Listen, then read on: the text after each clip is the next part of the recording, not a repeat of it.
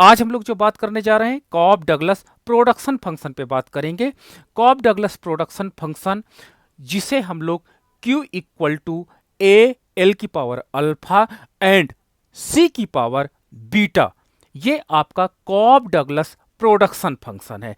तो cob Douglas production function की एक विशेषता होती है कि Cobb Douglas production function linear homogeneous function होता है। ठीक है, लीनियर होमोजीनियस फंक्शन का मतलब यह होता है कि इस फलन में यदि आप आगतों में यानी आप इंडिपेंडेंट वेरिएबल में जिस अनुपात में वृद्धि करोगे उसी अनुपात में आपका उत्पादन भी बढ़ जाएगा। तो आइए देखते हैं कि कॉब डगलस प्रोडक्शन फंक्शन क्या होता है तथा इसका इंपॉर्टेंस क्यों इतना अधिक है। इन सारे पहलुओं पर बात करते हैं। सबसे पहले बात करते हैं कॉब डगलस प्रोडक्शन फंक्शन की। तो इस उत्पादन फलन का प्रतिपादन प्रसिद्ध अर्थशास्त्री पॉल एच डगलस तथा सी डब्ल्यू कॉब द्वारा किया गया था। ठीक है, तो यानी दो अर्थशास्त्रियों ने मिलकर के इस सिद्धांत को डेवलप किया था। और यह सिद्धांत जब डेवलप हुआ तो उस समय इनका जो रिसर्च था वो था अ थियरी ऑफ प्रोडक्शन करके आया था रिसर्च 1928 में, जिसमें हमें कॉब डगलस प्रोडक्शन फंक्शन के विषय में जानकारी प्राप्त होती है। ठीक है, जो इन्हीं के नाम से बाद में कॉब डगलस, जिसको हम लोग शॉर्ट फॉर्म में सीडी प्रोडक्शन फंक्शन के नाम से भी जानते हैं। ठीक है, C for Cobb and D for Douglas. ठीक है, तो सीडी प्रोडक्शन फंक्शन के नाम से भी यह जाना जाता है। लेकिन इससे पूर्व भी विभिन्न अर्थशास्त्रियों ने सांख्यिकीय विश्लेषण की सहायता से अनेक उत्पादन फलनों का प्रतिपादन किया। ऐसा नहीं है कि ये पहले अर्थशास्त्री थे जिन्होंने प्रोडक्शन फंक्शन का जन्म किया, बल्कि इसके पहले और इसके बाद भी बहुत से अर्थशास्त्री हुए प्रोडक्शन फंक्शन का, उनके द्वारा भी निर्माण किया गया। लेकिन यह प्रोडक्शन फंक्शन कुछ अपने आप में यूनिक है। इसकी विशेषताओं पे आज हम बात करते हैं। अन्य प्रोडक्शन फंक्शंस पे इन फ्यूचर में हम लोग जरूर देखेंगे। आगे देखते हैं।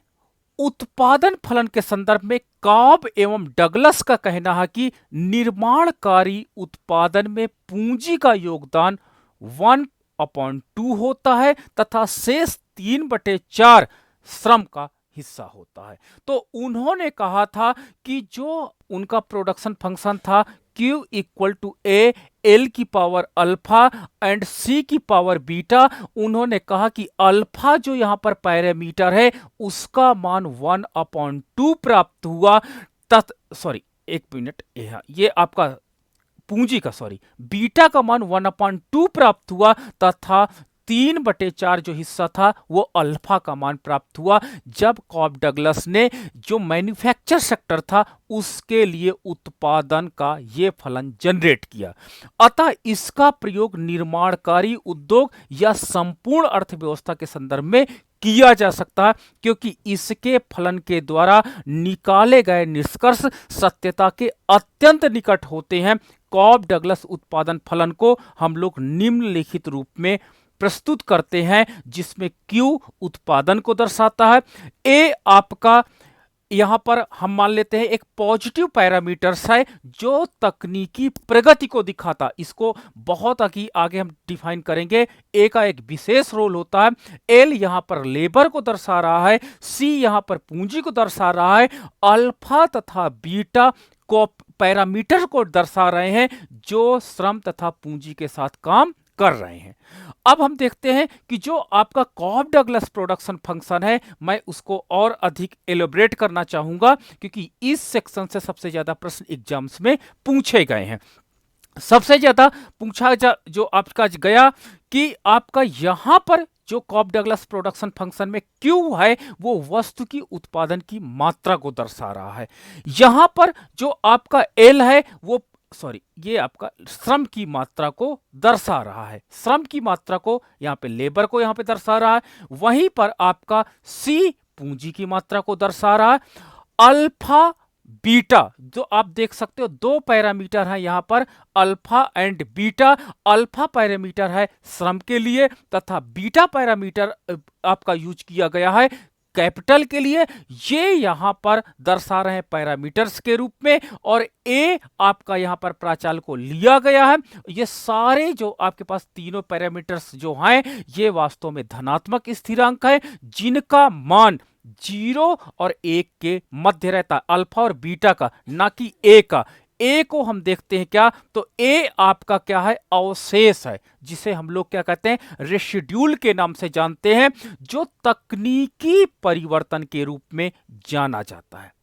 ठीक है, टेक्नोलॉजी चेंज, आपकी टेक्नोलॉजी कितनी स्ट्रांग है उसके विषय में आपका ए बताता है। ठीक है, कभी कभी आपने देखा होगा कुछ लोग उत्पादन में ये कहते हैं कि आपने जितना श्रमिक लगाया, जितना पूंजी लगाया, उतना आप उत्पादन मेरे यहां क्यों नहीं हो रहा। तो इसका आंसर यही है, क्योंकि आपके यहां जो ए का रोल है वो प्रॉपर ए आपके यहां वर्क नहीं कर रहा है, क्योंकि तकनीकी परिवर्तन बहुत इंपॉर्टेंट रोल अदा करती है किसी उत्पादन के निर्धारण के लिए।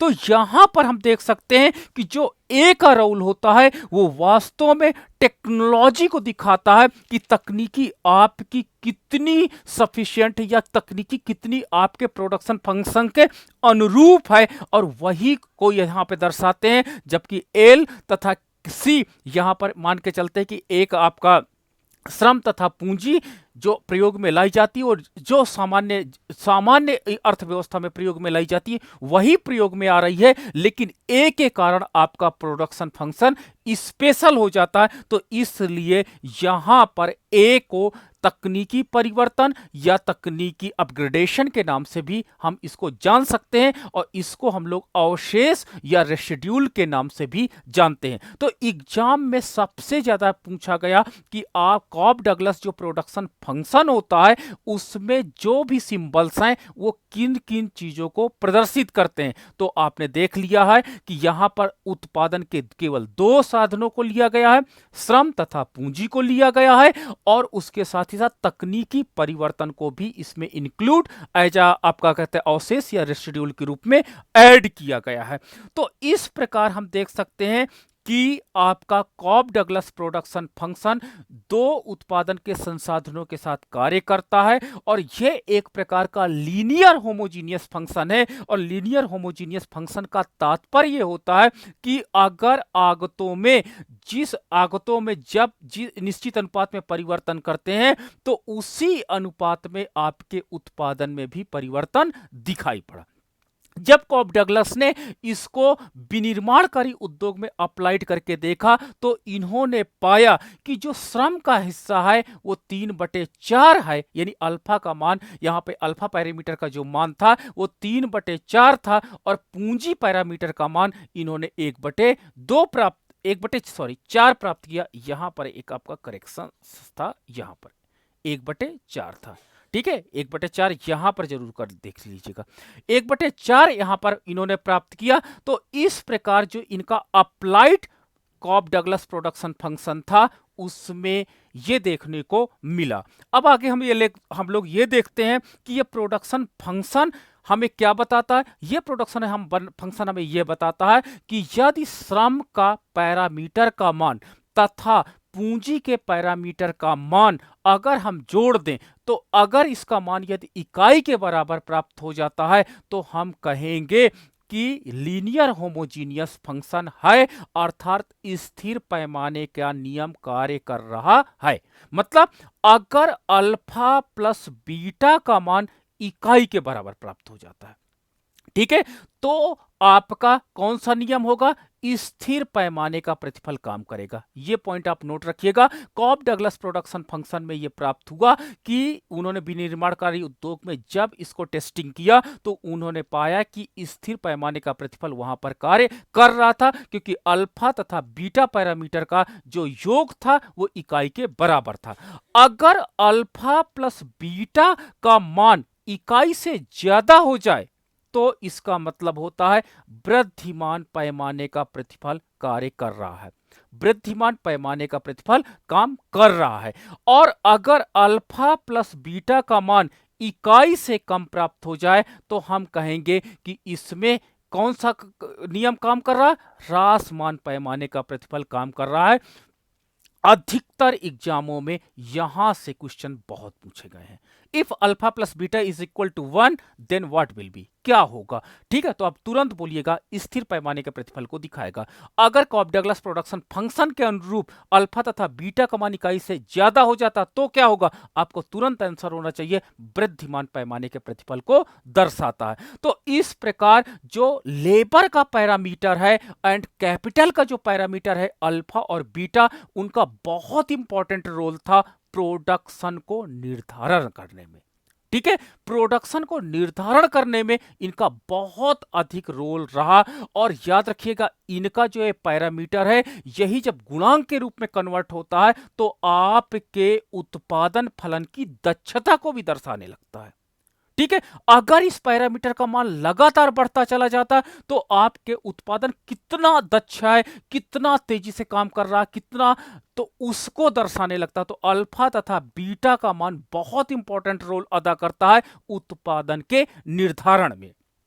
चलिए, इन्होंने अपना जो ये रिजल्ट आया, रिजल्ट आने पर कॉप डगलस ने सी डी प्रोडक्शन फंक्शन हमें यह बताता है कि अर्थव्यवस्था में यदि श्रम तथा पूंजी को एक निश्चित अनुपात में बढ़ाया जाए तो उत्पादन भी हमारा एक निश्चित अनुपात में बढ़ेगा, क्योंकि यहां पर लीनियर होमोजीनियस फंक्शन है और लीनियर होमोजीनियस फंक्शन के अंतर्गत आपका उत्पादन उसी अनुपात में बढ़ता है जिस अनुपात में आगतों में परिवर्तन किया जाता। तो ये सीडी प्रोडक्शन फंक्शन में मिला।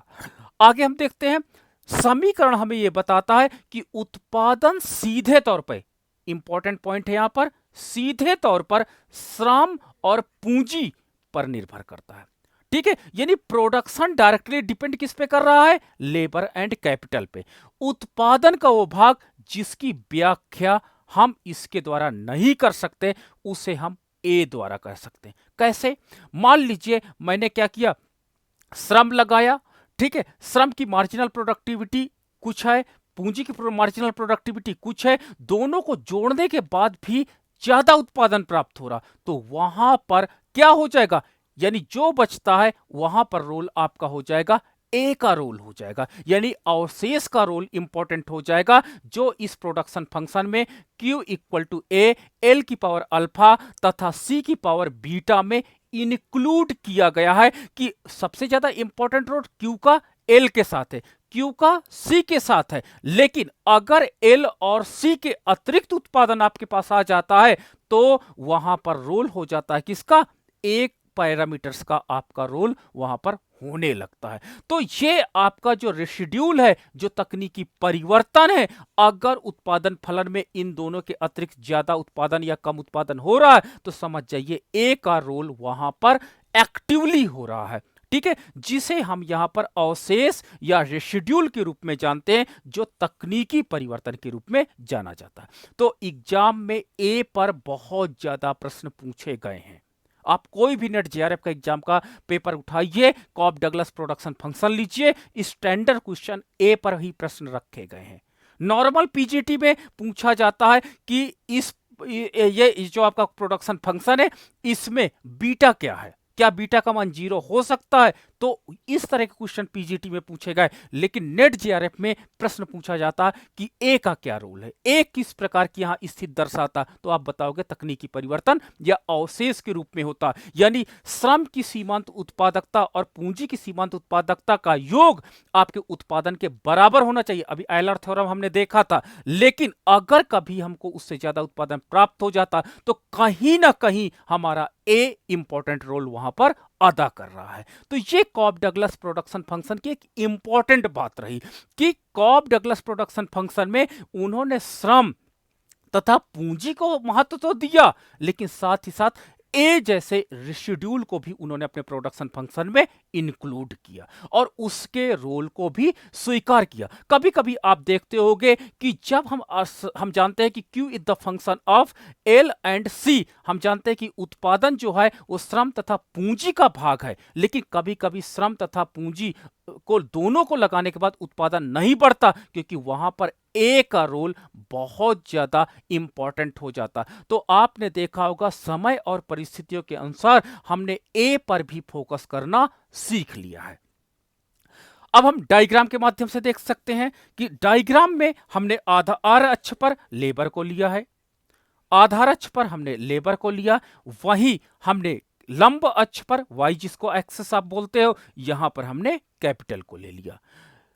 अब हमने स्थिर पैमाने के प्रतिफल को लिया है, यानी मूल बिंदु से एक उत्पाद रेखा है जो 45 अंश का कोण बनाते हुए आगे की ओर जा रही है।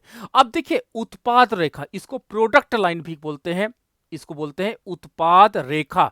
ठीक है, उत्पाद रेखा का इंपॉर्टेंट रोल है। अगर उत्पाद रेखा 45 अंश की होगी, ठीक है, तो आपकी तकनीकी श्रम तथा पूंजी दोनों प्रधान होगी, यानी श्रम का भी आप इंपॉर्टेंस दे रहे हो और पूंजी का भी इंपॉर्टेंस दे रहे हो। लेकिन अगर यही ओपी रेखा यहां से होकर के कहीं ऐसे गुजरे, ऐसे कोई निकल के जाए, सपोज दैट ऐसे निकल के जाए, तो आपने देखा होगा कि लेबर अक्ष की तरह ज्यादा झुकी है उत्पाद रेखा। तो इस प्रकार यह दिखा रही, कौन सी तकनीक को दिखाएगी, ये ए यानी टेक्नोलॉजी को दिखाएगी, तकनीकी परिवर्तन को, श्रम प्रधान लेबर इंटेंसिव टेक्नोलॉजी को दिखाएगी। यानी ऐसी आपने तकनीक लगाई है जिसमें श्रमिक का प्रयोग ज्यादा हो रहा है तथा पूंजी का प्रयोग कम हो रहा है। अगर आपकी उत्पाद रेखा यहां से कुछ ऐसे जाए, यानी 45 अंश के ऊपर से कहीं से जाए, तो आपके पास ये नया आपका टेक्नोलॉजी परिवर्तन है, जो यह दिखाता कि आपने अपने देश में कौन सी तकनीक चुनी है। आपने अपने देश में पूंजी प्रधान तकनीक चुनी है, यानी अधिक पूंजी के साथ कम श्रमिक लगा रहे हो। तो यह उत्पाद रेखा का जो स्लोप होता है, that playing important role to determine the select the technology, कौन सी तकनीक हम चुनाव कर रहे हैं, इस बात पर निर्भर करता। तो मैंने यहां पे एजम्पशंस में मान लिया है कि मैंने ऐसी एक तकनीक का चुनाव किया है जो श्रम तथा पूंजी दोनों को इंपॉर्टेंट दे रही है, अर्थात न्यूट्रल टेक्नोलॉजी को मैंने चुना है, यानी मिक्स टेक्नोलॉजी है, दोनों टेक्नोलॉजी को यहां पर चुनाव किया गया। मान लीजिए मैंने एक लेबर लगाया और मैंने एक पूंजी लगाया। एक लेबर और एक पूंजी लगाने के बाद मुझे कितना उत्पादन हुआ, मुझे A1 पॉइंट पर उत्पादन प्राप्त हुआ और उत्पादन मेरा कितना हो जाता है, IPC 100 हो जाता है। आइसो प्रोडक्ट कर 100 है, यानी एक श्रम तथा एक पूंजी के साथ मुझे कितना उत्पादन हुआ, 100। मैं यहां पे नोट कर लिया, 1 labour plus 1 capital equal to 100 का उत्पादन। ठीक है, अब स्थिर पैमाने का प्रतिफल है, कॉब डगलस प्रोडक्शन फंक्शन बोलता है कि स्थिर पैमाने का प्रतिफल है लीनियर होमोजीनियस प्रोडक्शन फंक्शन है, यानी जिस अनुपात में साधनों को बढ़ाएंगे। मान लीजिए उत्पादन के साधन लेबर को मैंने दुगना कर दिया, ठीक है, मैंने 2 लेबर अब लगाया और साथ ही साथ मैंने 2 पूंजी लगा दिया, पूंजी की मात्रा मैंने दुगना कर दिया और लेबर की मात्रा मैंने दुगना कर दिया। तो अब मेरा नया production point will be A2, नया प्रोडक्शन पॉइंट मेरा क्या हो जाता है, A2 हो जाता है। और यहां पर आप देख सकते हो कि जो मेरा उत्पादन है IPC 200 हो जा रहा है। तो यानी Cobb Douglas production function properly work कर रहा है कि जब श्रमिक की मात्रा को आपने दुगना कर दिया, पूंजी की मात्रा को आपने दुगना कर दिया, तो आपका उत्पादन भी दुगना हो जा रहा, अर्थात स्थिर पैमाने का प्रतिफल कार्य कर रहा है। तो यहां पर मैंने नोट कर लिया कि 2L plus 2K equal to 200। ठीक है, इसी प्रकार जब मैंने 3 श्रमिक लगा दिए, तिगुना लेबर कर दिया और मैंने तिगुना पूंजी कर दिया, ठीक है, तो उत्पादन मेरा नया पॉइंट आ जाता है A3। और अब मैं देखता हूं कि मेरा जो उत्पादन बढ़कर के कितना हो जा रहा है, 300 हो जा रहा है। तो अब देखिए, जब श्रम की मात्रा मैंने 3 गुना कर दिया, पूंजी की मात्रा मैंने 3 गुना कर दिया, आगतों में एक निश्चित परिवर्तन किया, कितना, 3 गुना, उत्पादन में परिवर्तन कितना हो जा रहा, 3 गुना। तो अर्थात यह लीनियर होमोजीनियस फंक्शन है, स्थिर पैमाने का प्रतिफल काम कर रहा है। इसी प्रकार जब श्रमिक की मात्रा 4 गुना कर दिया, पूंजी की मात्रा 4 गुना कर दिया, तो उत्पादन 4 गुना हो गया।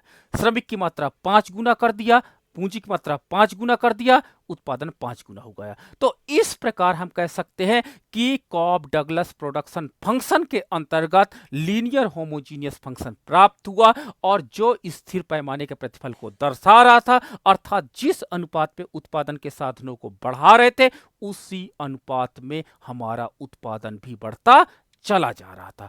तो यानी कॉब डगलस प्रोडक्शन फंक्शन जो सी डगलस ने आपका कॉब एंड डगलस ने मिलकर के जनरेट किया था, वो वास्तव में लीनियर होमोजीनियस के जो गुण थे, स्थिर पैमाने के प्रतिफल की जो क्वालिटी थी, उनको एक्सेप्ट कर रहा था। लेकिन इसके अलावा भी जो कॉब डगलस प्रोडक्शन फंक्शन था, उसमें कुछ विशेष बातें पाई गई। चलिए उन विशेषताओं को और अधिक अच्छे से देख लेते हैं। तो कॉब डगलस प्रोडक्शन फंक्शन की विशेषताएं हैं और इन विशेषताओं को एग्जाम में पूछा जाता है। सबसे पहले कॉब डगलस प्रोडक्शन फंक्शन बताता है कि यह पैमाने के स्थिर प्रतिफल को दर्शाता है। आपने अभी देखा कि जिस अनुपात में श्रम तथा पूंजी को बढ़ाते थे, जिस अनुपात में परिवर्तन किया गया, कुल उत्पादन में भी वही अनुपात में हमको परिवर्तन दिखाई पड़ा। ठीक है, तो इसका तात्पर्य क्या हुआ कि अगर प्रोडक्शन जो आपका कॉब डगलस प्रोडक्शन फंक्शन है, उसके आगतों को अगर मैंने के टाइम बढ़ाया, तो मेरा आउटपुट भी के टाइम ही बढ़ा। चलो टेस्ट करके देख लेते हैं। ये मान लीजिए मेरे पास है Q इक्वल टू ए आपका एल की पावर अल्फा तथा सी की पावर बीटा। ये आपका कॉब डगलस प्रोडक्शन फंक्शन है। मान लो श्रम तथा पूंजी को मैं के गुना बढ़ा देता हूं, तो के गुना बढ़ाने पर क्या मेरा उत्पादन के गुना बढ़ जाता है? चलो टेस्ट कर लेते हैं। तो मैंने के गुना बढ़ाया तो के एल की पावर अल्फा, यहां पर के सी की पावर बीटा। मैंने के गुना लेबर बढ़ाया, यानी लेबर को दुगना कर दिया, पूंजी को भी दुगना कर दिया। चलो आगे बढ़ते हैं। ए आपका के की पावर अल्फा तथा एल की पावर अल्फा, मैंने ब्रैकेट को तोड़ दिया। यहां पर के की पावर बीटा और सी की पावर बीटा। ठीक है, अब मान लीजिए मैं यहां से देखो, यहां पर एक मिनट, ये ब्रैकेट नहीं लगाते हैं तो थोड़ा सा और क्लियर हो जाएगा। ठीक है, अब यहां देख सकते हो के की पावर अल्फा है, के की पावर बीटा है। तो अगर मैं यहां पर के बेस सेम है, के की पावर अल्फा प्लस बीटा लिख लूं और ब्रैकेट में लिख दूं ए, ये आपका ए हो गया। अब आपके पास बचा ये एल की पावर अल्फा, एल की पावर अल्फा लिख लिया, और ये बचा आपका सी की पावर बीटा, सी की पावर मैंने बीटा लिख दिया। ठीक है, ब्रैकेट क्लोज। तो आप ये देख सकते हो कि ये आपका कॉब डगलस प्रोडक्शन फंक्शन है, और यहां पर यह माना गया कि अल्फा प्लस बीटा का मान इकाई के बराबर प्राप्त हुआ। मैंने आपको बताया था कि 1/4 प्लस 3/4, तो आपका क्या हुआ था? 1 आ गया था। तो जब alpha plus beta is equal to 1 है, तो के की पावर आपके पास 1 हो जाएगी, और यहां पर आप क्यू रख देंगे तो के इंटू क्यू हो जाता है। तो आपने देखा कि श्रम तथा पूंजी को यदि मैं के गुना बढ़ाता हूं, तो मेरा उत्पादन भी के गुना बढ़ जाता है, अर्थात ये पैमाने के स्थिर प्रतिफल के नियम को एक्सेप्ट कर रहा है। ठीक है, तो कॉब डगलस प्रोडक्शन फंक्शन में हमने यह सीखा कि पैमाने के स्थिर प्रतिफल का नियम इस पे कार्य करता है। दूसरा इसमें है सीडी, यानी कॉब डगलस जो प्रोडक्शन फंक्शन है, साधनों का औसत उत्पादन और सीमांत उत्पादन। तो देखिए इसमें एक विशेष रिलेशनशिप पाया गया कि अगर मैं औसत उत्पादन निकालूं या सीमांत उत्पादन निकालता हूं, तो इसमें एक पर्टिकुलर रिलेशनशिप पाया जाता है, और उस रिलेशनशिप को हम देखते हैं। यानी उत्पादन फलन हमें बताता है कि साधनों का औसत उत्पादन और सीमांत उत्पादन साधनों के अनुपात का फलन है। तो चलो इसको टेस्ट कर लेते हैं। तो सबसे पहले मैंने कॉब डगलस प्रोडक्शन फंक्शन को लिखा, Q equal to A L की पावर अल्फा सी की पावर बीटा। अब मैं क्या करता हूं, सबसे पहले मैंने क्या किया, इसमें मार्जिनल प्रोडक्टिविटी ऑफ एल निकालता हूं।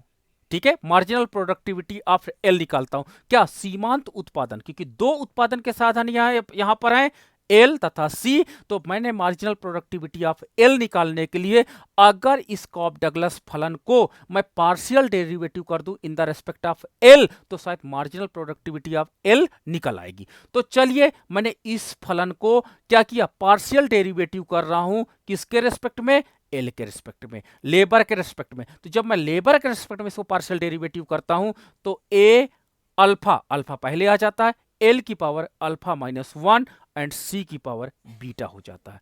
अब हम क्या करते हैं, इसको और सिंप्लीफाई मैं करता हूं, तो ए अल्फा एल की पावर अल्फा, ठीक है, एंड एल की पावर -1, क्योंकि एल की पावर अल्फा भी है, एल की पावर -1 है, दोनों को मैंने अलग अलग कर लिया, और सी की पावर बीटा। चलो इसको और मैं इलेबरेट करता हूं, ए अल्फा, एल की पावर अल्फा, और इस एल की पावर 1 को मैं नीचे उतार लाता हूं तो एल हो जाता है, और सी की पावर बीटा। ठीक है, सी की पावर बीटा कर देता हूं। अब मैं इसको थोड़ा सा और सही करता हूं, ए, ठीक है, और यहां पर आप देख सकते हो अगर मैंने ए हटा दिया तो अल्फा, आप सॉरी नहीं, ये आपका अल्फा कर लेते हैं इसको, अल्फा मैंने यहां से हटा लिया, तो ए एल की पावर अल्फा सी की पावर बीटा अपॉन एल। ठीक है, इसको और मैंने सिंप्लीफाई कर लिया। अब ए एल की पावर अल्फा सी की पावर बीटा क्या है, क्यू है, देखो आप देख सकते हो, तो मैं क्यू रख दिया, तो अल्फा क्यू अपॉन एल, और क्यू अपॉन एल क्या कहलाएगा, average productivity of labour. Average productivity of labour is equal to कुल उत्पादन अपॉन एल। ये एवरेज प्रोडक्टिविटी है किसकी, श्रमिक की। तो यहां पर आप कह सकते हो कि एवरेज प्रोडक्टिविटी, तो आप रिजल्ट में क्या लिख सकते हो कि अल्फा ए आपका पी एल, तो हम कह सकते हैं कि marginal productivity of L is equal to alpha average productivity of L. ये रिलेशनशिप पाया जाता है।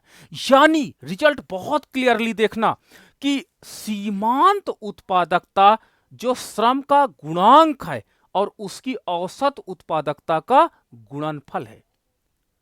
ठीक है, रिजल्ट क्या बता रहा कि औसत उत्पादकता तथा श्रम का गुणांक, श्रम का गुणांक क्या है, अल्फा, अगर इन दोनों को आपस में गुणा कर देंगे तो क्या मिल जाएगा, श्रमिक की सीमांत उत्पादकता मिल जाएगी।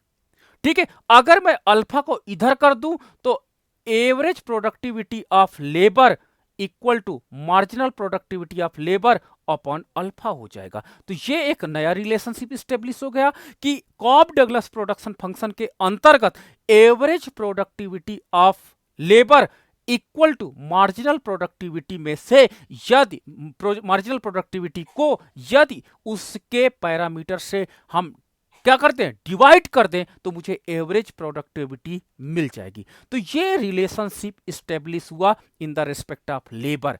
इसी प्रकार अगर मैं कैपिटल के रेस्पेक्ट में ये पूरी कहानी दोहराऊं तो मुझे क्या मिलेगा, marginal productivity of capital equal to beta average productivity of capital मिल जाएगी। अगर मैं, जैसे मैंने श्रमिक के संदर्भ में इतनी प्रक्रिया किया, ये रिजल्ट आया। अगर आप पूंजी के संदर्भ में आप रिलेशनशिप बैठाओगे तो ये रिजल्ट निकल करके आएगा कि जो मार्जिनल प्रोडक्टिविटी ऑफ कैपिटल है वो उसका कोएफिशिएंट, यानी सी का कोएफिशिएंट क्या है, बीटा, बीटा और एवरेज प्रोडक्टिविटी ऑफ कैपिटल के मल्टीप्लीकेशन के बराबर है। अगर मैं इसको लिखूं कि average productivity of capital is equal to marginal productivity of capital upon beta, ये हमने लिख दिया, तो ये एक रिजल्ट स्टेब्लिश हो जाएगा। और आपके नेट जेआरएफ के एग्जाम में यही चीज पूछा जाता है कि निम्न में से कौन सा संबंध कॉब डगलस प्रोडक्शन फंक्शन के संदर्भ में सही नहीं है। ठीक है, इसी को 3-4 स्टाइल में लिख दिया जाएगा। अगर आपको थ्योरी बेसिकली नहीं आती तो आप इस प्रकार के क्वेश्चन एग्जाम्स में नहीं कर पाओगे। ठीक है, तो ये आपको देखिएगा रिलेशनशिप होता है कि सीडी फंक्शन में औसत उत्पादन तथा सीमांत उत्पादन के बीच में उनके पैरामीटर्स को लेकर के एक विशेष रिलेशनशिप पाया गया, और वो रिलेशनशिप मैंने आपके साथ साझा किया। नाउ द नेक्स्ट विशेषता है पूंजी और श्रम के बीच स्थानापन्नता की सीमांत दर। तो साधन संपन्नता, जब साधन स्थानापन्नता की लोच इकाई हो तो उत्पादन फलन एक कोटि का समरूप है। तो याद रखिए कि अगर आपका फलन होमोजीनियस है, लीनियर होमोजीनियस है, तो जो आपके पास इलास्टिसिटी ऑफ सब्स्टिट्यूशन होगा वो इकाई के बराबर होगा, यूनिट होगा, लोच इकाई के बराबर होती है। और यहां पर कॉब डगलस प्रोडक्शन फंक्शन उसकी स्थानापन्नता की सीमांत दर इकाई के बराबर पाई गई। ठीक है, तो ये एक रिजल्ट आप याद रखना, एग्जाम से में पूछा जाता है कि कॉब डगलस प्रोडक्शन फंक्शंस के अंतर्गत स्थानापन्नता की सीमांत दर क्या होती है, इकाई के बराबर, इकाई से अधिक, इकाई से कम, शून्य। तो आप कहिएगा क्योंकि this is the linear homogeneous function, अतः यहां पर स्थानापन्नता की सीमांत दर इकाई के बराबर होगी। नाउ द नेक्स्ट है आयलर प्रमेय। कहते हैं कि कॉब डगलस प्रोडक्शन फंक्शन में ऑयलर प्रमेय की थ्योरम काम करती है। यानी ऑयलर प्रमेय में जो कंडीशंस होती हैं वो ऑयलर प्रमेय की कंडीशन यहां पर सेटिस्फाई करती हैं। मतलब क्या हुआ? ऑयलर प्रमेय कहता है कि अगर दो साधन है, मान लीजिए लेबर है, तो उसकी marginal productivity into labour plus capital है तो marginal productivity into marginal productivity of capital into capital का योग कर देंगे तो आपको टोटल प्रोडक्शन मिल जाएगा। ठीक है, क्या यह थ्योरम यहां पर काम करती है? मतलब मार्जिनल प्रोडक्टिविटी ऑफ लेबर निकालते हैं, उसमें एल का मल्टीप्लीकेशन करते हैं, मार्जिनल प्रोडक्टिविटी ऑफ कैपिटल निकालते हैं, उसमें सी का मल्टीप्लीकेशन करते हैं, क्या लास्ट में मुझे क्यू मिलता है? क्या उत्पादन वही मिल जाता है? चलो टेस्ट कर लेते हैं। तो क्या आयलर थ्योरम की प्रमेय इस पर इंप्लीमेंट होती है? यह टेस्ट मुझे करना है। तो चलिए, कॉप डगलस प्रोडक्शन फंक्शन है Q equal to A L की पावर अल्फा और C की पावर बीटा। ये मेरे पास कॉप डगलस प्रोडक्शन फंक्शन है और इसमें ऑयलर थ्योरम को मुझे इंप्लीमेंट करके दिखाना है कि क्या ऑयलर थ्योरम इसमें इंप्लीमेंट हो पाती है। तो चलो, इसमें सबसे पहले मैं क्या करता हूं कि इसमें मार्जिनल प्रोडक्टिविटी दोनों का फंक्शन निकाल लेता हूं, क्योंकि एक मार्जिनल प्रोडक्टिविटी लेबर के रिस्पेक्ट में मुझे चाहिए, एक मार्जिनल प्रोडक्टिविटी मुझे कैपिटल के रिस्पेक्ट में चाहिए। तो लेबर के रिस्पेक्ट में कॉप डगलस प्रोडक्शन फंक्शन को मार्जिनल प्रोडक्टिविटी ऑफ लेबर निकालने के लिए मुझे एल के रिस्पेक्ट में इसे पार्शियल डेरिवेटिव करना होगा। तो del Q upon del L equal to, अब आपको पार्शियल डेरिवेटिव करना है किसके? एल के रिस्पेक्ट में। तो क्या हो जाएगा? A alpha L alpha minus 1 and C की पावर बीटा। ये लो, पावर पहले आई, पावर से एक माइनस हो गया। चलो अब इसको और मैं सिंप्लीफाई कर लूं, ए अल्फा एल की पावर अल्फा एल की पावर माइनस 1 सी की पावर बीटा। चलो एल की पावर माइनस 1 को नीचे उतार लाते हैं, तो ए अल्फा एल की power alpha upon L into C की पावर बीटा। ठीक है, अब ध्यान से देखना कि ये आपके पास क्या हो जाता है, ये आपको एक फलन मिल जाता। इसको मैं और सिंप्लीफाई कर लेता हूं, तो अगर मैं इसको इस तरह लिख सकता हूं क्या? आप ध्यान से देखिएगा, अल्फा को मैंने सबसे आगे कर लिया, ए एल की पावर अल्फा एंड सी की पावर बीटा अपॉन मैंने एल कर दिया। ठीक है, अपॉन एल कर दिया। यहां पे मैंने क्या किया? क्यू रख दिया। ठीक है, तो अल्फा इंटू क्यू, ठीक है, क्यू अपॉन एल कर सकते हो, और चाहो तो आप इतना ही रखो, ऊपर तक ही मत परेशान हो। ठीक है, ये मैंने मार्जिनल प्रोडक्टिविटी ऑफ लेबर निकाला और मार्जिनल प्रोडक्टिविटी अब मैं कैपिटल निकाल रहा हूं। मार्जिनल प्रोडक्टिविटी ऑफ कैपिटल निकालूंगा तो आपको क्या करना पड़ेगा? कॉप डगलस फंक्शन को सी के रिस्पेक्ट में पार्शियल डेरिवेटिव करना पड़ेगा। तो आपने पार्शियल डेरिवेटिव किया इन द रिस्पेक्ट ऑफ सी, तो सी के रिस्पेक्ट में मैंने जब पार्शियल डेरिवेटिव किया तो ए आपके पास हो जाएगा बीटा एल की पावर अल्फा सी की पावर बीटा माइनस 1। अब इसको मैंने और सिंप्लीफाई किया, ए बीटा एल की पावर अल्फा सी की पावर बीटा सी की पावर माइनस 1। अब मैंने सी की पावर माइनस 1 को नीचे कर लिया, तो ए बीटा एल की पावर अल्फा सी की पावर बीटा अपॉन सी। ठीक है, ये अब इसको मैंने बीटा को सबसे आगे कर लिया, तो बीटा को सबसे आगे करने के बाद ए एल की पावर अल्फा सी की पावर बीटा अपॉन सी कर दिया। तो ये देखिए मार्जिनल प्रोडक्टिविटी ऑफ कैपिटल मैंने निकाला। ठीक है, ये आपके पास फलन आया, ये मार्जिनल प्रोडक्टिविटी ऑफ लेबर का मैंने निकाला। चलो अब ऊपर वाले फार्मूले में दोनों चीजों को मान रख देते हैं। तो चलो मान रखते हैं, तो मार्जिनल प्रोडक्टिविटी ऑफ लेबर में रखते हैं अल्फा ए एल की पावर अल्फा सी की पावर बीटा अपॉन एल और into L plus marginal productivity आप कैपिटल रखते हैं, तो ये है आपका beta A L alpha C beta upon C into C. ठीक है, इंटू सी है, देखो एल से एल कैंसिल हो गया, सी से सी कैंसिल हो गया। अब आप देख सकते हो कि यहां पर मैं कॉमन क्या ले लूं? ए एल की पावर अल्फा सी की पावर बीटा कॉमन ले लूं दोनों जगह से। तो जब मैं कॉमन ले लूंगा तो ए एल की पावर अल्फा और सी की पावर बीटा मैंने कॉमन ले लिया, तो बचा क्या? इधर से बचा अल्फा, इधर से बचा बीटा, तो अल्फा प्लस बीटा बचा। ठीक है, और मैंने बोला था कॉप डगलस ने क्या माना है कि अल्फा प्लस बीटा का मान कितना होगा? 1 होगा। तो जब अल्फा प्लस बीटा का मान 1 होगा तो आपके पास क्या हो जाएगा, ए एल की पावर अल्फा सी की पावर बीटा इंटू 1 हो जाएगा। अब इसको ए की पावर अल्फा इसको आप लिख क्या सकते हो क्यू, तो देखिए क्यू आ गया। आपने बोला था ऑयलर प्रमेय यहां पर सिद्ध हो गई है। ऑयलर प्रमेय कहती है कि मार्जिनल प्रोडक्टिविटी उस साधन की और उस साधन की जितनी संख्या हो गुणा कर दीजिए, प्लस दूसरा साधन उसकी मार्जिनल प्रोडक्टिविटी उसको गुणा कर दीजिए, आपको कुल उत्पादन मिल जाना चाहिए। कुल उत्पादन मुझे वही के बराबर मिल जाता है। तो इस प्रकार ऑयलर थ्योरम भी कॉब डगलस प्रोडक्शन फंक्शन में कार्य कर रही है, ये यहां पर सिद्ध हो जाता है। और इस तरह एग्जाम में आपको मैथमेटिकल एग्जाम में जो मैथमेटिकल इकोनॉमिक्स होता है वहां पे प्रूफ करने को पूछा जा सकता है कि प्रूफ करिए कि Euler theorem Cobb Douglas production function में कार्य कर रहा है। तो आपको इतनी प्रक्रिया एग्जाम में करके दिखानी होगी। ठीक है, जो ये स्लाइड में आपको दिखाई पड़ रहा है इस चीज को करके एग्जाम्स में आपको दिखाना होगा। ठीक है, तो ये जरूर केयरफुली आप देख लीजिएगा। चलिए आगे बढ़ते हैं। चौथा है साधन गहनता। ठीक है, साधन गहनता कॉब डगलस उत्पादन फलन में आपने देखा होगा दो चीजें बड़ी इंपॉर्टेंट रोल अदा कर रही हैं, अल्फा एंड बीटा। ठीक है, अल्फा लेबर का कोएफिशिएंट है, लेबर का पैरामीटर है, बीटा आपका कैपिटल का क्या है, पैरामीटर है। अल्फा अपॉन बीटा अनुपात साधन गहनता को दर्शाता है। ठीक है, फैक्टर इंटेंसिविटी को दिखाता है। ठीक है, यदि अल्फा अपॉन बीटा का ये अनुपात जितना अधिक होगा, बहुत केयरफुली सुनिएगा, अल्फा अपॉन बीटा का मान जितना अधिक होगा उत्पादन की तकनीक लेबर इंटेंसिव होगी, श्रम गहन होगी, यानी श्रमिक का ज्यादा प्रयोग हो रहा है तथा पूंजी का कम।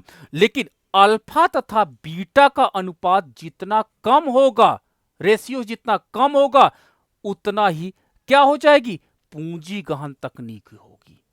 और अगर इनका अनुपात इकाई के बराबर है तो न्यूट्रल टेक्नोलॉजी होगी। ये एग्जाम्स में मोस्ट इंपॉर्टेंट पार्ट आ जाता है, पूछा जाता है नेट जेआरएफ में।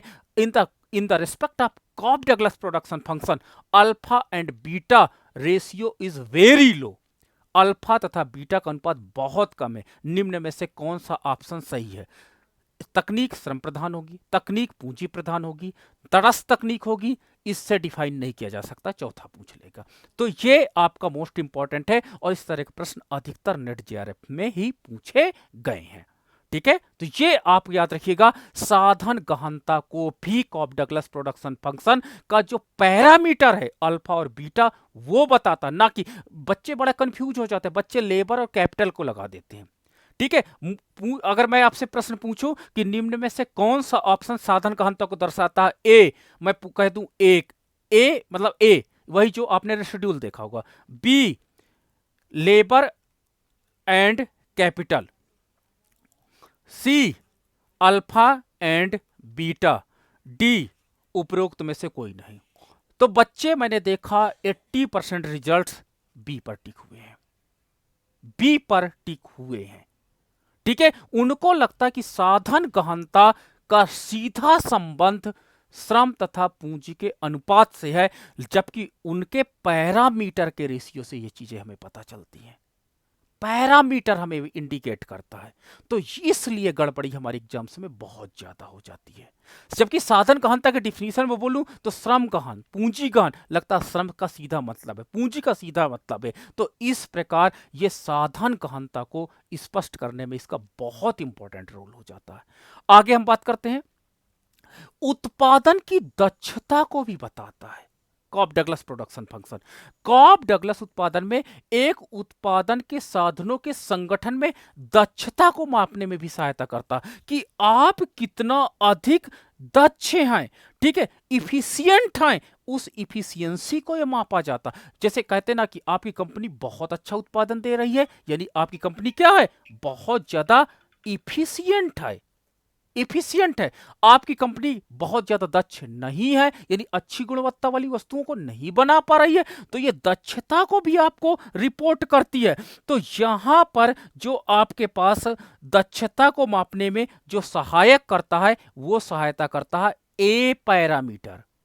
ठीक है, एग्जाम से में आपसे पूछा जा सकता है कि उत्पादन की दक्षता को मेजरमेंट करने वाला पैरामीटर कॉप डगलस में क्या होगा, तो आप बोलिएगा ए, जो कॉप डगलस प्रोडक्शन फंक्शन में Q equal to A L की पावर अल्फा और C की पावर बीटा है। इसमें ए बताता है कि आपकी उत्पादन की दक्षता कैसी है। ठीक है, तो उत्पादन की दक्षता में इसका इंपॉर्टेंट रोल होता है। ठीक है, तो इस प्रकार हम यहां पर देख सकते हैं कि उसका कितना अधिक दक्षता युक्त प्रोडक्शन फंक्शन काम कर रहा है। अगर ए का मान ज्यादा हुआ तो उत्पादन दक्षता ज्यादा होगी, अगर ए का मान कम है तो उत्पादन दक्षता कम हो जाएगी। नाउ द नेक्स्ट है गुणात्मक फलन। ठीक है, गुणात्मक फलन का मतलब होता है मल्टीप्लिकेटिव फंक्शन है। मल्टीप्लिकेटिव फंक्शन का मतलब होता है, आप इस पे ध्यान से देखिएगा, Q equal to A L की पावर अल्फा और C की पावर बीटा, ये कॉप डगलस प्रोडक्शन फंक्शन है। अगर मैं कह दूं कि L का मान 0 कर दूं और केवल पूंजी से काम करूं तो क्या हो जाएगा? आप कहोगे सर L का मान अगर इस फंक्शन में आप 0 करोगे तो Q का मान 0 हो जाएगा। मैंने कहा अच्छा, चलो अच्छा एक काम करते हैं, पूंजी नहीं लगाते, केवल श्रम लगाते हैं, पूंजी का मान 0 कर देते हैं, तो क्या उत्पादन होगा? आप कहोगे नहीं सर, तब भी इस फलन के अनुसार Q 0 हो जाएगा। मतलब दोनों साधनों की का महत्व दिया गया है यहां पर। इसमें ये इस बात को स्वीकार किया गया है कि श्रम तथा पूंजी दोनों की आवश्यकता होगी उत्पादन करने में। अगर एक साधन की मात्रा को आपने न्यूट्रल किया तो आपका उत्पादन ऑटोमेटिकली शून्य हो जाएगा। तो इसे हम कहते हैं गुणात्मक फलन। ठीक है, तो ये गुणात्मक फलन की कंडीशन को फुलफिल करता है, प्रूफ करता है। तो ये गुणात्मक फलन की कंडीशन को आप देख सकते हो, एग्जाम में पूछा जाता है कि गुणात्मक फलन की कंडीशन क्या है। जैसे मैं आपको कह दूं कि ये एक उत्पादन फलन है आपका Q equal to A L square plus 2 आपका K क्यूब प्लस 2 आपका, मतलब इतना ही है। ठीक है, तो ये आपका गुणात्मक फलन नहीं है, ये आपका फलन गुणात्मक नहीं है। क्यों? अगर L का मान 0 कर दोगे फिर भी उत्पादन होगा।